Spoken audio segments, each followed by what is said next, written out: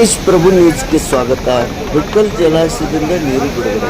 ಹುಕ್ಕೇರಿ ತಾಲೂಕಿನ ಹಿಡ್ಕಲ್ನಲ್ಲಿ ಇರುವ ರಾಜ ಲಖಮಗೌಡ ಜಲಾಶಯದ ಗರಿಷ್ಠ ಮಟ್ಟ 2175 ಅಡಿ ಇದ್ದು ಜಲಾಶಯಕ್ಕೆ 8600 ಕ್ಯೂಸೆಕ್ಸ್ ನೀರು ಹರಿದು ಬರುವುದರಿಂದ ಸೋಮವಾರ ದಿನಾಂಕ 17 ಆಗಸ್ಟ್ 2026ರಂದು 10,000ಕ್ಕೂ ಹೆಚ್ಚು ಕ್ಯೂಸೆಕ್ಸ್ ನೀರನ್ನು TRBC 2200 ಕ್ಯೂಸೆಕ್ಸ್, CBC ಮೂಲಕ 400 ಕ್ಯೂಸೆಕ್ಸ್, ವಿದ್ಯುತ್ ಉತ್ಪಾದನೆಗಾಗಿ 3000 ಕ್ಯೂಸೆಕ್ಸ್ ಮತ್ತು ಪ್ರವಾಹದ್ವಾರ ಮೂಲಕ 3000 ಕ್ಯೂಸೆಕ್ಸ್ ಒಟ್ಟು 8600 ಕ್ಯೂಸೆಕ್ಸ್ ನೀರು ಬಿಡುಗಡೆ ಮಾಡಲಾಗುತ್ತಿದ್ದು, ಈ ವೇಳೆಯಲ್ಲಿ ಮಾನ್ಯ ತಹಶೀಲ್ದಾರ್ ಶ್ರೀ ಬಲರಾಮ್ ಕಟ್ಟಿಮನಿ ಹಾಗೂ ಹಿಡ್ಕಲ್ ಡ್ಯಾಮಿನ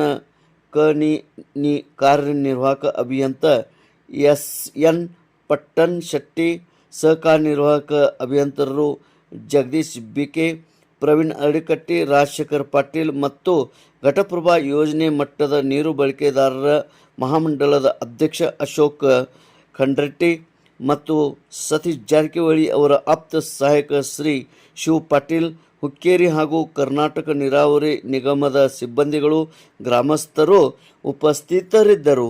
ತೇಜ್ ಪ್ರಭು ನ್ಯೂಸ್, ಹಿಡ್ಕಲ್ ಡ್ಯಾಮ್.